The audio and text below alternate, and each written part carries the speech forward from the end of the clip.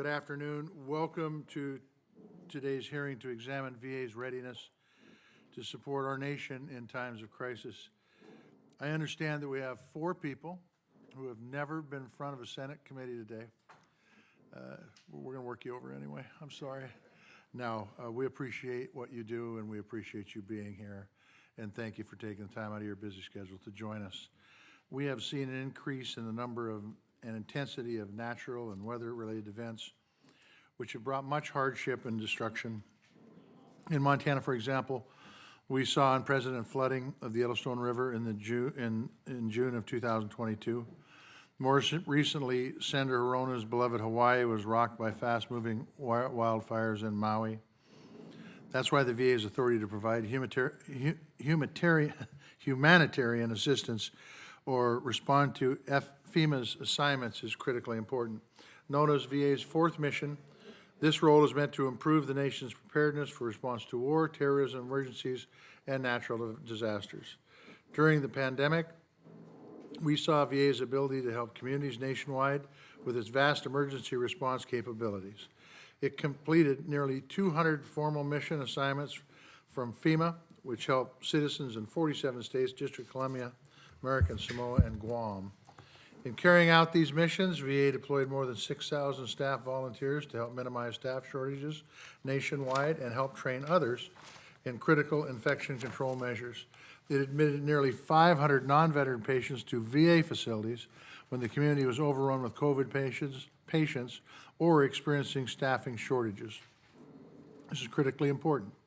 In my home state of Montana, where our VA hospital at Fort Harrison stepped up to serve folks in the community. The acute nature of COVID-19 pandemic highlighted how fragile the nation's supply chain is. Essential medications were in short supply and materials to make PPE dwindled. I hope to hear from the VA about its efforts to address those challenges ahead of future disasters. As the largest integrated healthcare system in the United States, VA stands in a unique position to bolster the supply chain and address some of these challenges.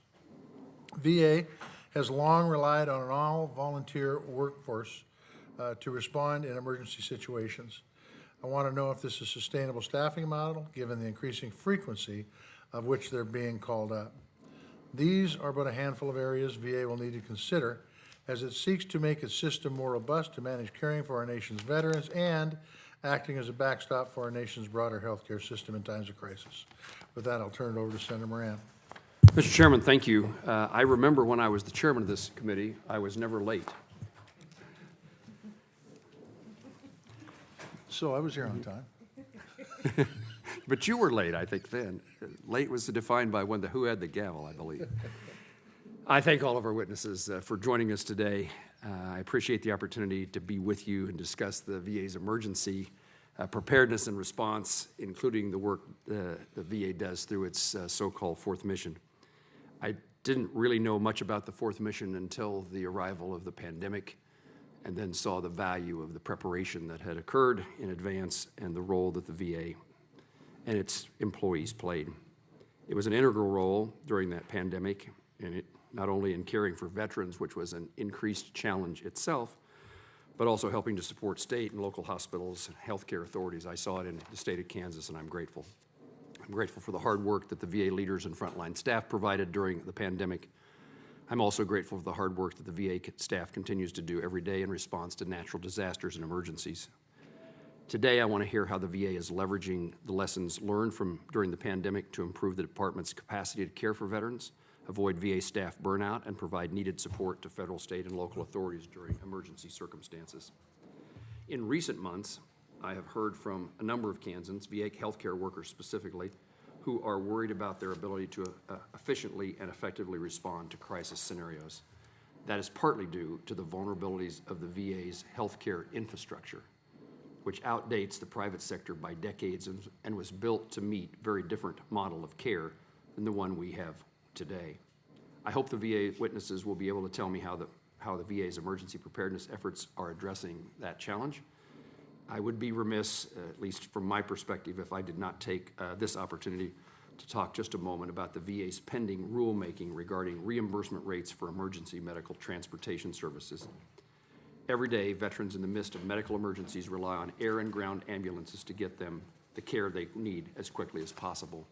Significantly reducing payment rates for these life-saving services, which the VA is currently on track to do in February, will have a devastating impact on veterans. Chairman Tester, Senator Bozeman, Senator Murray, and I have been leading the charge against this reduction, and I want to take this opportunity today to once again call on Secretary McDonough to do what I think is the right thing and reverse course on this rule before it jeopardizes veteran lives. Mr. Chairman, I thank you and yield back. Thank you, Senator Moran, for your statement. Today, we're going to hear from just one panel of witnesses, but they're powerful. We have Bobby Small Jr., who's the Acting Executive Director of the Office of Emergency Management and Resiliency at VA. He is accompanied by two VHA colleagues, Dr. Michelle Dorsey, the Deputy Assistant Undersecretary for Health Operations, and Derek Chastat, the Executive Director of the Office of Emergency Management. I also want to welcome Dr. Jon Balbus, the Deputy Assistant Secretary for Climate Change and Health Equity at HHS. Welcome you all to the committee. Mr. Small, you may begin.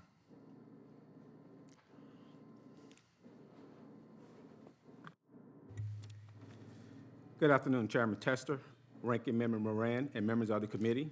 I'm pleased to be here today to discuss the Department of Veterans Affairs emergency response to natural climate change-driven disasters and how VA helped the communities impacted by disasters.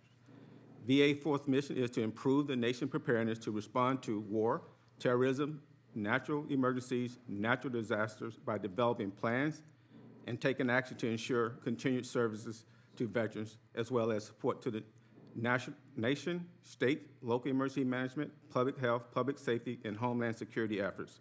The fourth mission is a critical operation capability that leverages VA personnel, equipment, and infrastructure to support greater resource sharing across federal departments and agencies in accordance with Presidential Policy Directive 8 and the National Response Framework.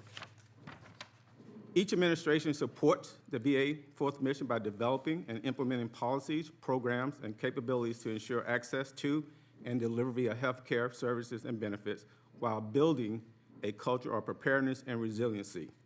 VA has emergency managers strategically located around the country who work with local VA facilities and communities on a daily basis to assist with mitigation, preparedness, and response and recovery efforts. These emergency managers deploy to state emergency operations centers during emergencies to support ongoing operations and serve as the eyes and ears of the administration.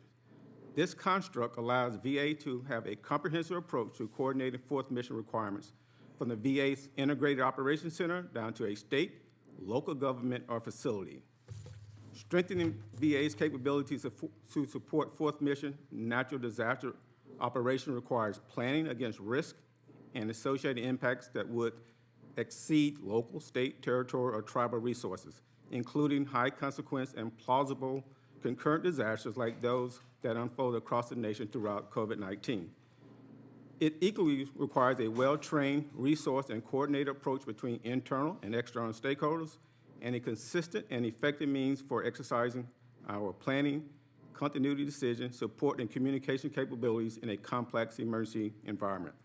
The Department's annual continuity exercise, Eagle Horizon, tests our readiness and capabilities in event of a major emergency. It allows us to test our continuity, operations procedures, and emergency communication, internal and with our federal partners. VA knows firsthand the effects of climate and natural disaster on our missions, workforce, and the veteran community we serve. For example, last year, hurricane season saw 3 landfalls along the coast of the U.S. mainland, with Hurricane Ian tying for the 5th strongest hurricane wind speed at landfall in the U.S. These 3 storms alone affected 3.2 million veterans and 30,000 VA staff, providing care and benefits to many of them. VA's Climate Action Plan outlines VA response to the projected impacts of climate change to the department with the goal of ensuring sustained operations to support uninterrupted delivery of benefits and service in VA's fourth mission. Given the wide distribution of VA facilities throughout the U.S. and its territories, VA facilities are impacted by most major natural disasters. VA will continue to focus on mitigation strategies and preparedness activities as unremediated facilities are more frequently damaged due to increased storm activities and sea level rise. I appreciate this opportunity to share VA emergency response to natural climate change-driven disasters and demonstrate how VA helps the community impacted by disasters. Our objective, even in an all-hazard environment, is to give our nation veterans the top quality care they have earned and deserve, and support our fourth mission capabilities when called upon to do so. I appreciate this committee's continued support and encouragement in identifying and resolving challenges as we find new ways to care for veterans. This concludes my opening statement. My colleagues and I are prepared to respond to any questions you may have, sir. We will have questions. Thank you, Mr. Small. Dr. Balbus, you are up next. And know that both of your full written comments will be a part of the record. Great. Good afternoon, everybody. And Chairman Tester and Ranking Member Moran, members of the committee, I'd like to thank you for this opportunity to discuss the work of the Office of Climate Change and Health Equity to build greater climate resilience and sustainability in the country's healthcare delivery systems. The Secretary of Health and Human Services established our office in response to Executive Order 14008, and the office was officially launched August 31st, 2021, with the mission to help protect the health of people in the United States, especially those most vulnerable, from the health impacts of climate change. As a focal point for action to address the climate crisis within the entire Department of Health and Human Services, we've also taken on assuring that health systems in the United States are resilient to increasingly severe climate-related threats and also reducing their own significant contributions to greenhouse gas pollution. I'm pleased to appear today together with colleagues from the Veterans Health Administration and plan to emphasize the following points. First, the health impacts of climate change are being felt now throughout the United States, but the suffering induced falls most heavily on low-income, disadvantaged populations and other vulnerable groups.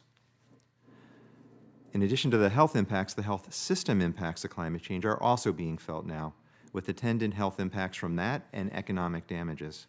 Climate change compounds all the other financial stresses on health systems. Fortunately, initial steps that address both health system resilience and greenhouse gas pollution reduction, like health system microgrids, also reduce energy costs for the systems that install them. The Office of Climate Change and Health Equity is helping coordinate an all-of-government approach to the health aspects of the climate crisis, including helping ensure the healthcare safety net of the country is able to take full advantage of technical assistance and financial resources provided for sustainability and resilience, for example, those that are available through the Inflation Reduction Act. This past summer brought unprecedented human suffering and damage from extreme weather events across the country. From the wildfire smoke degrading air quality in New York City to the devastation in Maui, many parts of the country directly experienced more frequent and more severe climate change impacts than ever before. And these climate-related impacts directly impacted the health and well-being of those living in the United States. But the impacts were not equitably distributed. We know certain populations, such as children, older adults, those with chronic health conditions and living with disabilities, racial and ethnic minorities, and people experiencing homelessness are more at risk of negative health outcomes from climate-related hazards. This is true for both the general population and specifically for veterans. For example, a recent publication from the Department of Veterans Affairs, Stanford University, the University of Iowa, and the Centers for Disease Control and Prevention found that Black and American Indian Alaska Native veterans were more likely to be diagnosed with heat-related illnesses, and veterans with coexisting medical conditions also saw a greater increase in heat-related illness over time. And importantly, that report found that the rate of heat-related illness in veterans had increased between 2002 and 2019.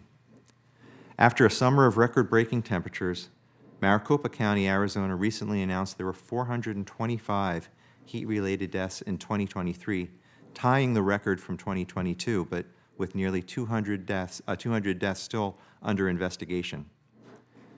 In 2022, 42% of the heat-related deaths in Maricopa County were among individuals experiencing homelessness, and 67% involved substance use. And of those deaths involving substance use, over half were among individuals experiencing homelessness.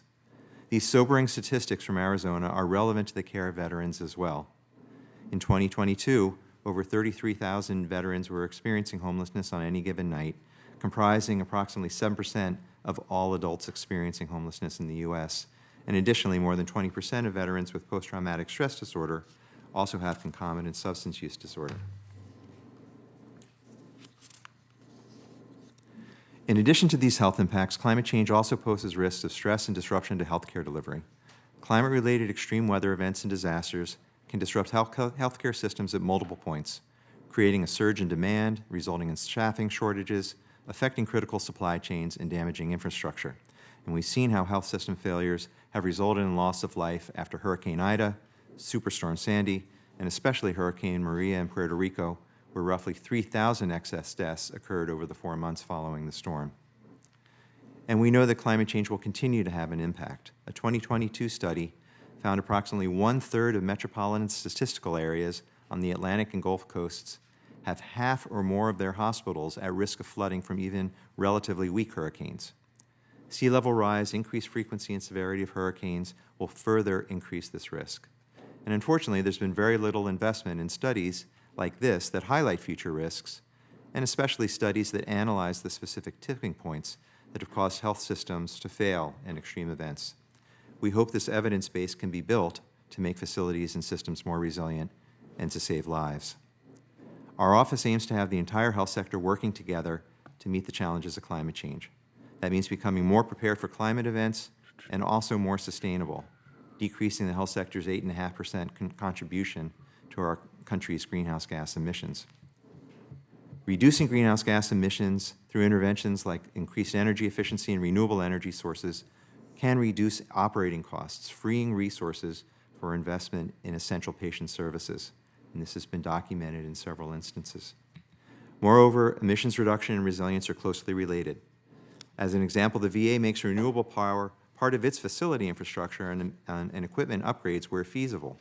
VA Dr. hospitals... Baldwin, I would ask you to wrap it up. Okay. VA hospitals use 38% less energy per square foot than the national average, and by installing on-site renewable power, VA facilities become more resilient to grid failures. I have much more to talk about. I want to highlight that our office is convening the federal health systems, the Indian Health Service, the Veterans Health Administration, the Defense Health Agency, and the Bureau of Prisons to work on climate resilience and sustainability of the systems, and especially as required by Executive Order 14057 to reduce the greenhouse gas emissions. We've also created Good enough. Senator Moran has another hearing he needs to get to, and so we're going to go to questions. Thank you. Your very entire good. statement- It's all in writing, and so I appreciate the Entire opportunity statement to will be share a that part with of the you. record. Thank you for your Senator Moran. testimony. I apologize for the intrusion by the chairman, but he's trying to be helpful to me, and I'm grateful for that. Mr. Small, I'm going to ask my questions to you.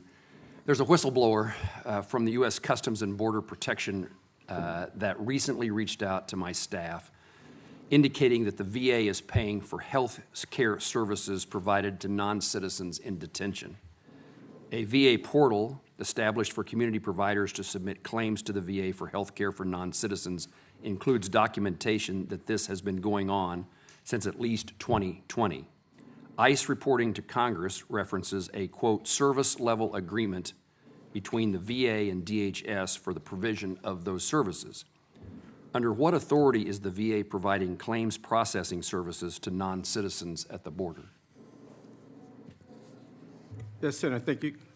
Thank you for that question. I'm not aware of these allegations. I will defer to my colleagues in Veteran Health Administration to see if they are aware of such allegations. Are either of you aware of the situation Senator Moran talked about? I am not aware of enrollment in beneficiaries or delivery of healthcare services being provided.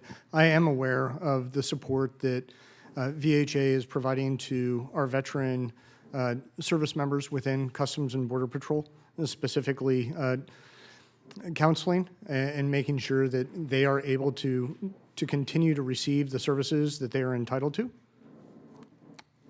That makes sense, Mr. Jackstead, to me, but I would be interested if you could follow up with a response. I'd like to make sure we're prioritizing the health care for veterans that we regularly hear about the shortage of providers, and I want to make sure that we're focused as our priority at the VA is on veterans.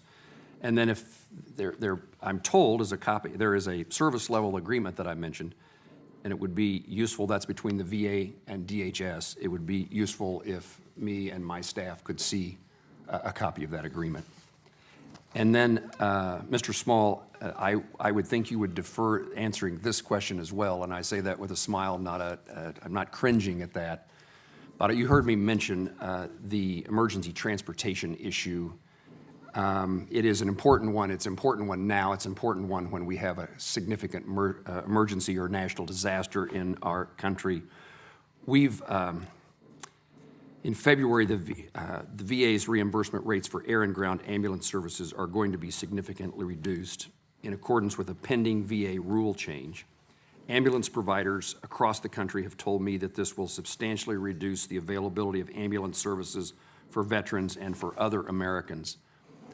This is particularly an important issue for me as a Kansan and the rural nature of our state, and air ambulance service is hugely important in the delivery of a patient to a regional hospital. I understand that the VA is considering delaying implementation of that rule, and I indicated in my testimony that the Chairman Tester, and Senator Bozeman, Senator Murray, we've all been calling on the VA to do so. I've been asking the VA for the last month for clarity on their path forward and yet to receive a response.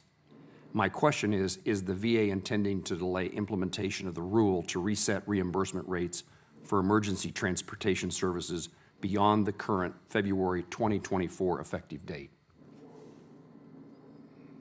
Yes, Senator, thank you for that question. Yes, my colleagues in VHA do manage a patient movement program for the department, so I will defer to my colleague, Derek Jostad, for a response.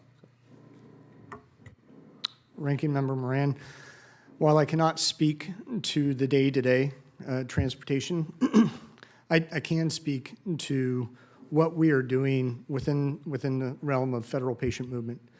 As the Executive Director of the Office of Emergency Management, the efficient, timely, and consistent ability to move survivors of disaster or our uniformed service members to definitive care is my #1 priority. We maintain 48 federal coordinating centers, as well as hundreds upon hundreds of NDMS partner facilities.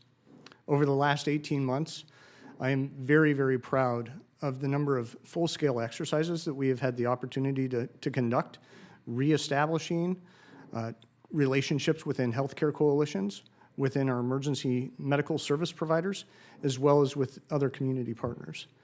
And so when we speak of the need to move patients, especially those impacted by disasters or other events, I am very confident in our ability to ensure that those survivors are reaching definitive care.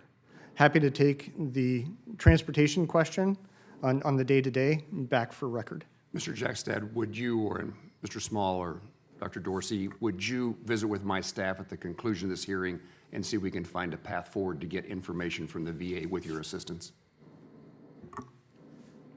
Yes, Senator.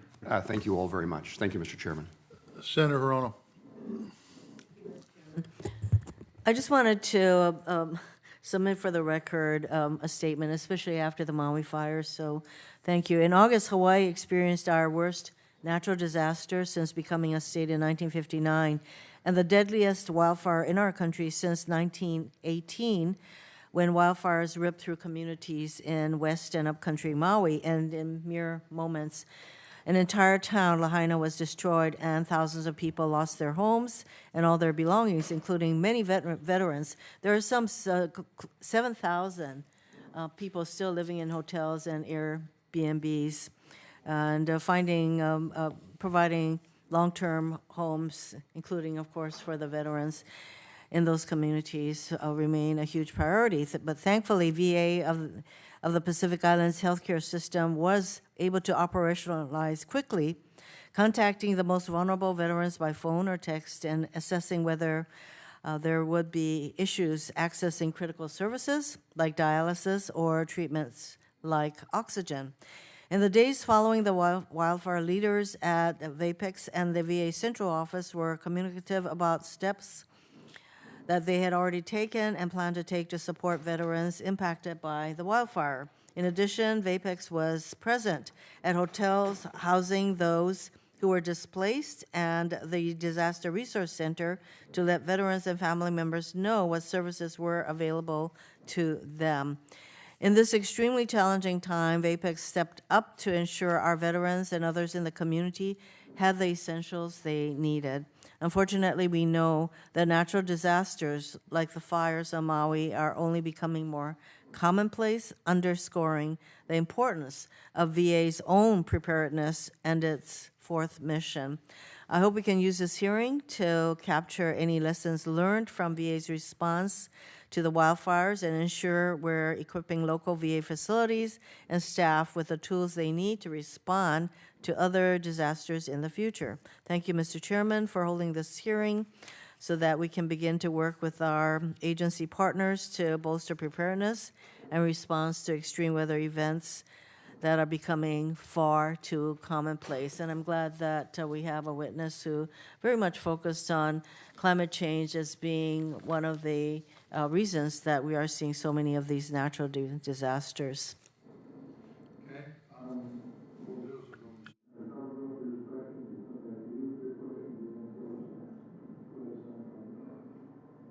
Thank you, Mr. Chairman. Thanks for being here today. Your first time up, huh? Interesting. Dr. Bialbas, it's worse than Tuberville, so, I mean, you have to spell it quite a bit, right? Yes. You were talking about medical centers implementing microgrid and solar power systems on top of parking lots. Given in my state, Alabama, but I'm going to a couple of them next week before Thanksgiving. We have some good ones. We have some not so good. How do we use our priorities in terms of whether we put something on top of a building for a for solar panels or whatever, or how do we make a decision on what's more important, the building or the microgrid? I mean, how do you do that? Because we've got a lot of bad buildings in the country. You know, I think that's an excellent question, and it really has to be decided on an institution-by-institution basis and an assessment of the risks. Your point is well taken that for some facilities, the flooding could be such a risk that that's where the first dollar should go. You know, all of this is about risk management and ensuring, you know, reducing the financial risk to an already stressed health system. Loss of revenue from being shut down by a flood or shut down by another event is as devastating as, you know, a decrease in reimbursement. So, but the fact that the fact that there is this financial incentive for the renewable energy and microgrids, and that the operation costs decline after that, make that a financially viable investment. But again, I wouldn't say it has to be decided on a case-by-case basis. You don't do that then? You don't make those decisions? I do not make those decisions, no. All right. Let's go back to Senator Moran's question. Mr. Small, since 2021, 6.5 million people have been apprehended at our southern border. It's no secret that a lot of our states are beyond capacity. Does the VA consider the border surge a national emergency? Senator, thank you for that question. Did the VA considers anything that impacts the department's ability to provide service to our veterans as something we should be concerned about? As far as the VA's position on the southern border, sir, I'm an emergency manager, sir, so I'm not equipped to answer that question, but I can take it back for clarification. So what would be the VA's role if we considered a national emergency? I mean, are we taking people in? I'm just asking. I think the VA role would be, Senator, to respond to any fourth mission requirement we may receive to support a national emergency. Do you know if we're providing illegals with health care and VAs? No, Senator, I'm not aware of that. How could we find that out? Senator, I would have to take that back to the department and find an answer for you. What about doing abortions on illegals in VAs? Do you know of any of that happening? No, Senator, I'm not aware of that happening. Would anybody else like to chime in on this about the southern border? Anybody else? Senator Tuberville, Derek Justin. One of the things that we have done under our fourth mission is really taking care of our federal interagency partners. We did so with COVID vaccines and administered thousands. We, again, as I mentioned, are taking care of our colleagues in uniform in the Customs and Border Patrol with counseling services through readjustment counseling, through ensuring that that the veterans that are entitled to care are being that we're able to deliver that care in those outpost areas. And so whether that's the CBP hopping in a van and going to one of our medical centers, or whether that's RCS and traveling out to their outposts, we're ensuring that those that are entitled to care are receiving care. Well, I'll be going to a couple of them next week and close to the southern border, so we'll find out. You know, I just hope we're taking care of our veterans. As Senator Tester said, we need to take care of our veterans, and I can understand that we need to give everybody health care, but it's real important to me we take care of our veterans. Thank y'all. Thank you. Thanks, Mr. Chairman. Thank you.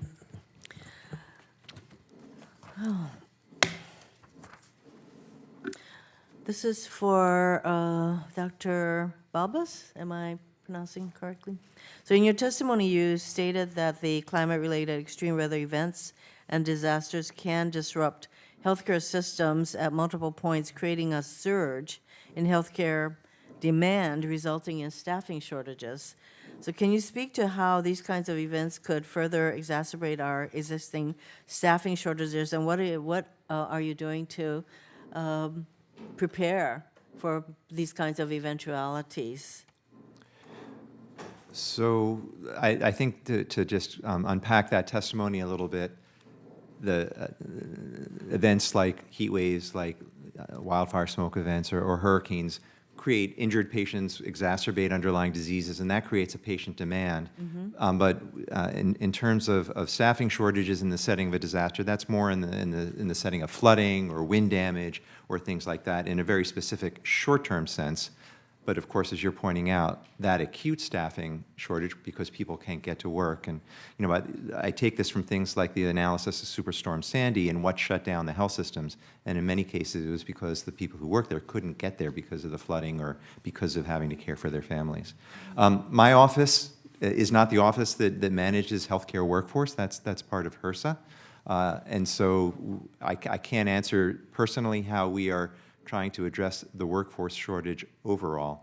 But you know, importantly, by doing the proper kind of an assessment, which is what our office is doing to create the guidance and the tools so that a healthcare facility can assess its accessibility in the setting of an unprecedented flood using forward-looking data, we can start to anticipate that kind of a problem, and they can do workarounds on a facility-by-facility basis.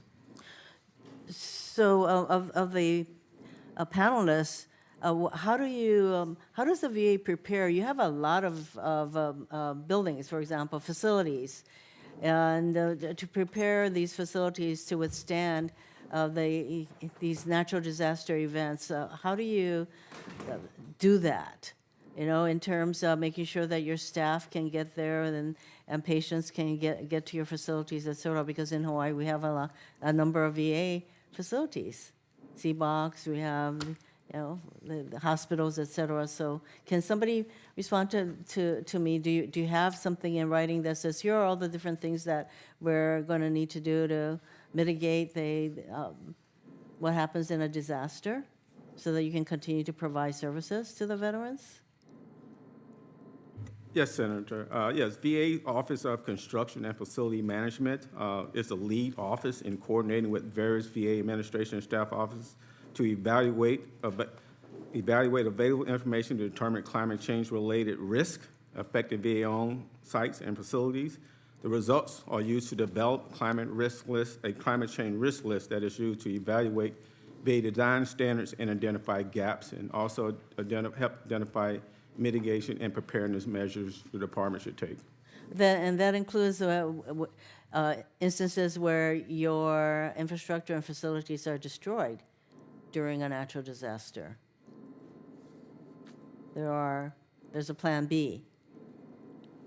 Yes, the VA climate plan addresses new design standards as we bring on new facilities to make sure those new facilities are equipped to the occurring climate change and sea level rises.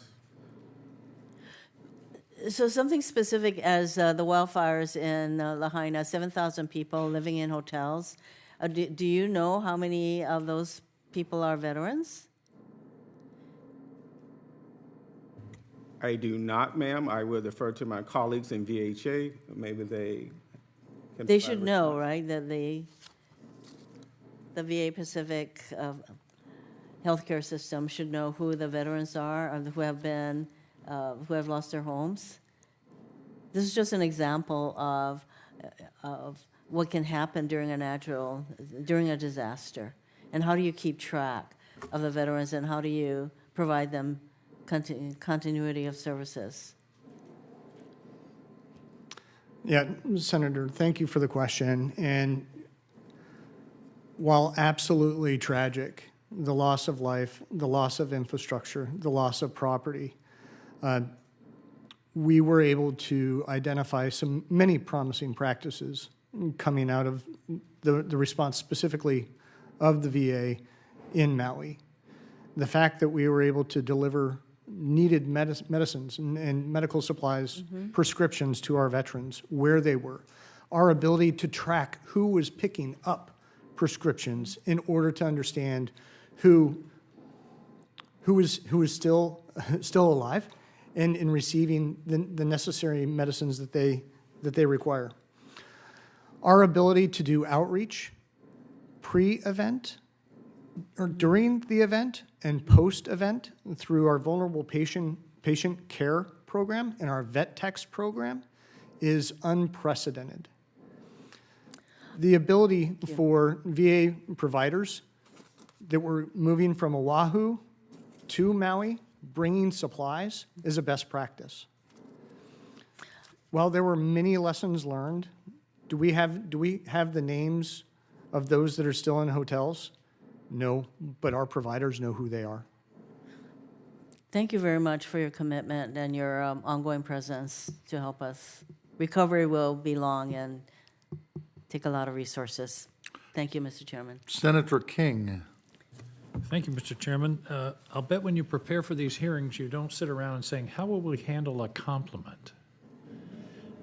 I want to deliver a serious compliment. We had a horrendous mass shooting in Maine just about a month ago today.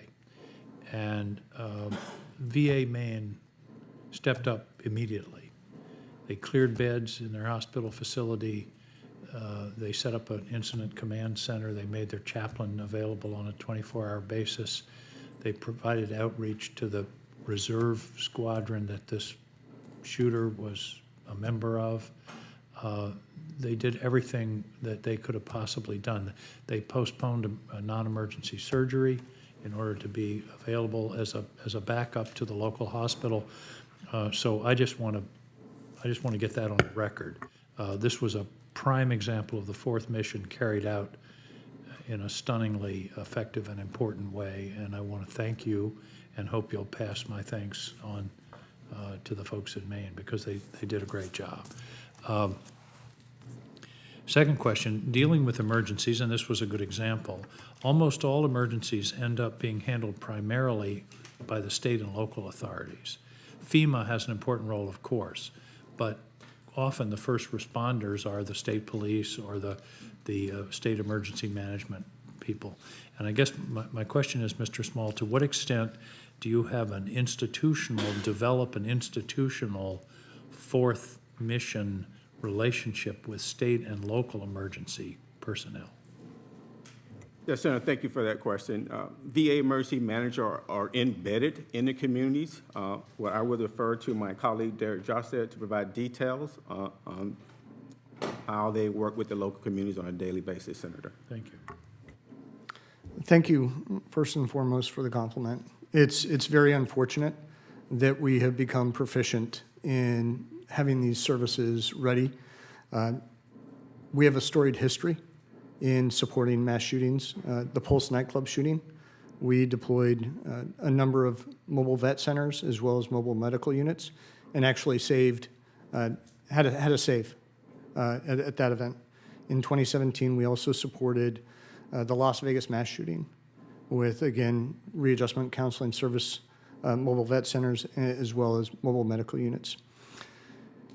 The Northeast is unique. It is a tight-knit community. VA is a member of that community, whether it's the Seabuck and Lewiston. Maine is a big, small town with very long streets. But whether it's Lewiston or the medical center in Togus, there was no daylight between the state, between FEMA, between our area emergency managers, and those providers on the ground. When we look at how do we maintain those relationships with the state and with the communities, we do so deliberately and with intentionality. That's what I'm looking for. Is there there's a pre-existing structure. It's not ad hoc when an emergency strikes. No, it is not. And when we look at when emergency strikes, that's 25% of emergency management is response. 50% of emergency management is proactive. It's preparedness and it's mitigation. It's developing those relationships locally and being that force multiplier to bring the full force and weight of multi-agencies, many agencies, in order to minimize the time we spend in response and the time we spend in recovery. The more we prepare, the more we mitigate, the more resources we can bring to bear for our fourth mission. And it's important to me, it seems to me, that the local and state emergency preparedness folks know of your capacity and as part of their toolkit. It absolutely is.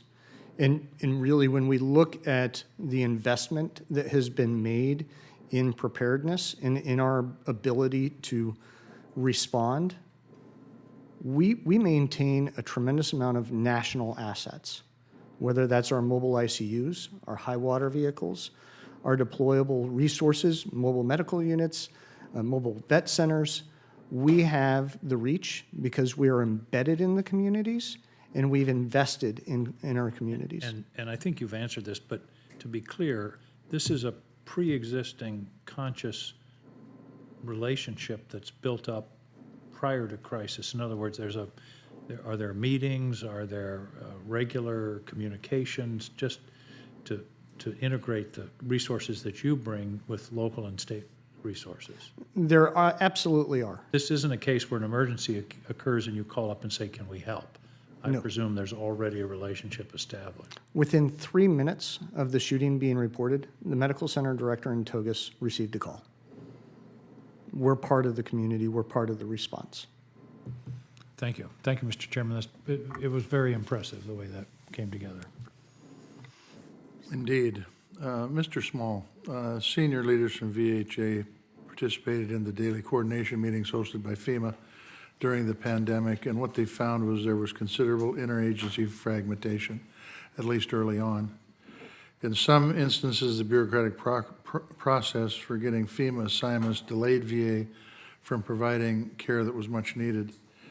Now with the pandemic behind us, can you speak to any changes being made to the national framework that will benefit VA's ability to help in local communities even faster? Thank you, Senator. VA headquarters maintain a consistent coordination and participation in governing bodies, which allows continuous awareness of potential support at the local levels. During emergencies, we provide VA liaison to the National Response Coordination Center, and we are members in good standing of FEMA-led Recovery Support Function Leadership Group and Emergency Support Leadership Groups. This governing body, coupled with continuous partnership with other federal departments and agencies, as well as the National Security Council, provide us an ability to translate local needs into improved policies and practices. So in your testimony, you know that VA is partnering with DoD to conduct a DoD military, civilian, national defense medical system interoperability study. That is a mouthful. I trust a lot of lessons from the pandemic and other former missions will inform this review.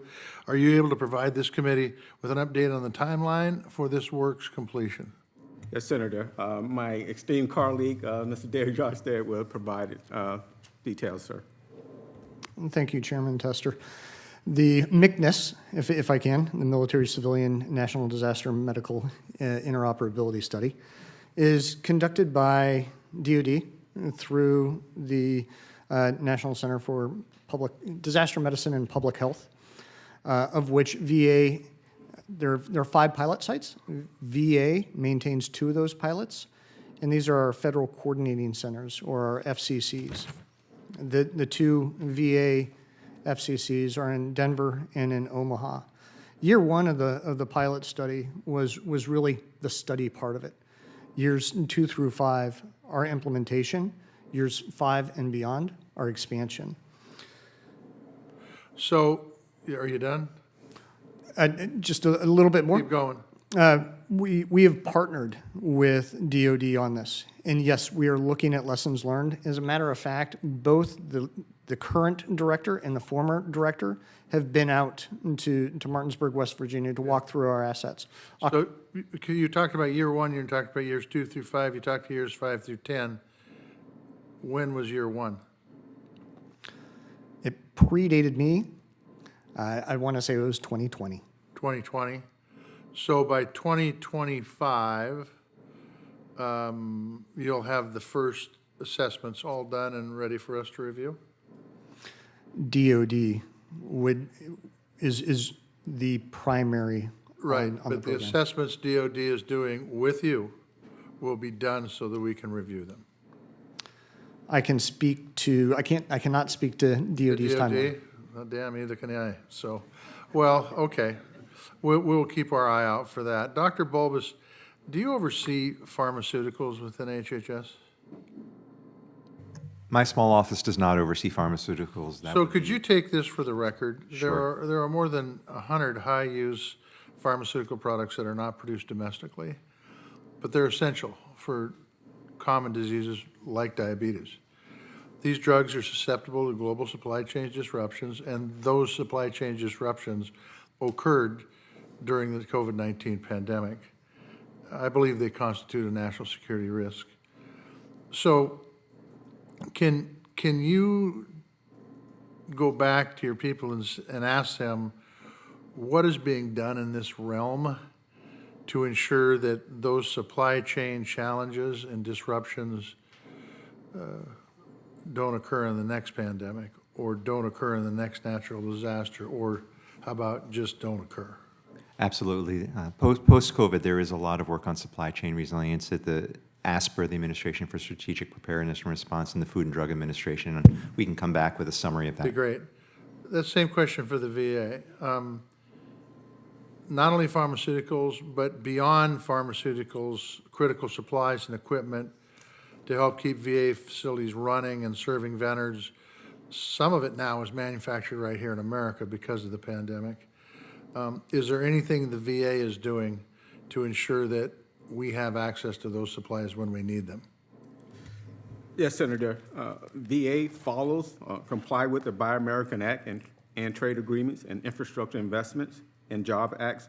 Additionally, procurement officers interact with industry frequently to educate and inform them that the federal government, VA, must comply with the BAA, TAA, and we are very interested in products that are made in America. So the last question that I have is that you have volunteer teams called DEMPs. They play a critical role in the VA's fourth mission.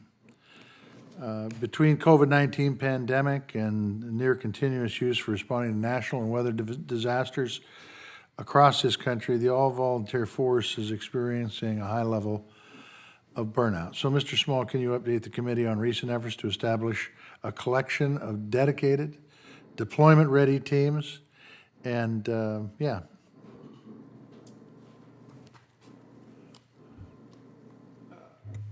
Yes, Or maybe, Senator. maybe you have a different view on the burnout. No, I do not, Senator. But before I hand this question out to my esteemed colleague, Derek Joshua, I just would like to reiterate our commitment to conducting realistic national level exercise, permit us to test at our strategic level readiness of the department through engagement of our senior leadership on the complexity associated with emergency environment. Additionally, This continues engagement and exercise of our continuity operations, emergency relocation groups. Our devolution emergency relocation group provides a mechanism for testing and training our communications to the administration and the staff officers, but I will defer to. I've got that, and that's good work. The question becomes, Senator King brought up an issue with the shooting in Lewiston, Maine, and how you guys were able to respond really quick. You were able to do that, I assume, because you've had a volunteer force ready to go in that region. Is that correct? Yes, Senator, we do. I would defer to Mr. Jostad. He can provide details on the DEMPS program. Senator. So the real question is that these folks are getting used more and more and more. We heard the testimony from Dr. Balbus. We see what's happened in the country from a disaster standpoint, whether it's man-made or nature-made. And if you see burnout as a problem, we heard from Dr. Small, what else is being done so that we make sure we got the people on the ground?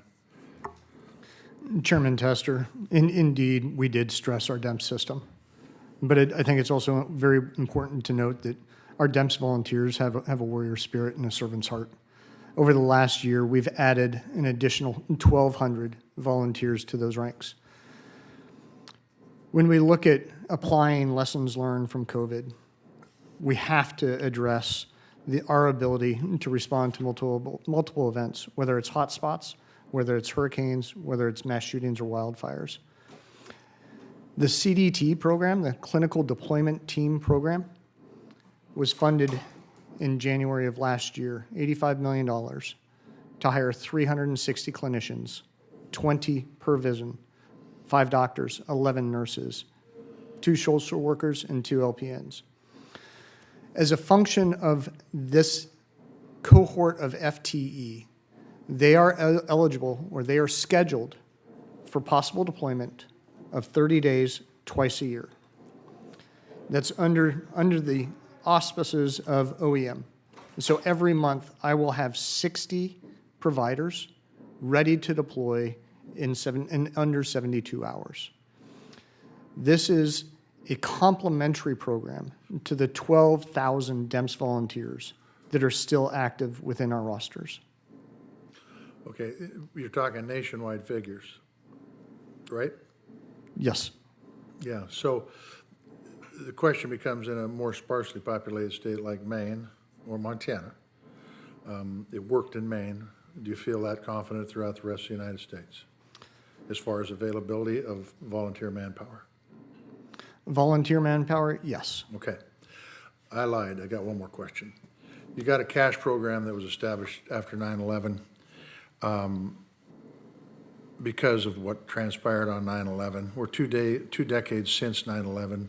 Things have changed significantly. Can you speak to what you're doing to revisit the contents of those caches to make sure that they reflect our environment today? Go ahead. Chairman Tester, I can. The cash program is managed by 3 separate program offices. The Yeah. Office of Public Health, Emergency Pharmacy Services, Yeah. and the Office of Emergency Management. Now, how often are you revisiting them, and are they being changed to reflect the challenges of today? We meet as co-chairs quarterly Okay. to review inspections. Yeah. We are also a standing member on the Public Health Emergency Medical Countermeasures Enterprise hosted by HHS. And are the contents of those caches being changed? Have they changed significantly? Have they changed at all since 9/11? Actually, the FEMC, or Public Health Emergency Medical Countermeasures Enterprise, works in conjunction with the CDC Gotcha. to do an annual report on terms of what we see as threats, what the SNS, or Strategic National Stockpile, has, and how the all hazards emergency cache should complement that. Okay. So yes, we do make adjustments within the inventory. Within the inventory to reflect. Okay, good enough. Senator Blumenthal. Thanks, Mr. Chairman. Thanks for holding this very important hearing, and apologies for being detained. I just want to say about this issue, it is so important in Connecticut, where COVID caused many of our staff, the docs, the nurses, maintenance, to be burned out, but also what we've seen lately in terms of resiliency challenges, climate change, and extreme weather causing flooding at our facilities, the West Haven facility, emphasizing again the importance of replacing that facility as is ongoing. New parking, new surgical unit are underway, but we need the investment in capital. I think, you know, with all due respect, the President's been great to the VA, but I think the investment in capital still falls short of where it has to be to meet many of these emergencies that you've been discussing today. And I guess my question to you is, what do you see as the priority in terms of the facilities, the structural sustainability? Where do you see as the main challenges that can be met by investment in the actual structures, the infrastructure, the facilities that the VA does? Yes, thank you, Senator. I will defer to my colleague in VHA to speak to the VHA medical facilities. Thank you for that question. I will say that the VA has just completed their climate vulnerability assessment. That was in 2023, and we're using this as a tool to really assess and evaluate the overall vulnerability of our VA assets. So we've looked at two different components: our physical vulnerability, which combines actually three different climate metrics. So exposure, so the probability that a site may be susceptible to climate phenomenon, for example, sea level rise and flooding. Sensitivity of that site to a climate-related hazard, and then the adaptive capacity to be able to adapt to those situations. We've also taken a look at the social vulnerability of the population in that area, for example, socioeconomic status, housing characteristics, race, age, educational level, disability status.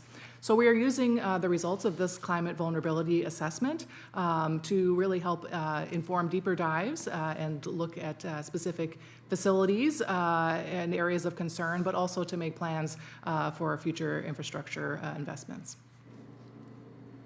Thank you. Thanks, Mr. Chairman.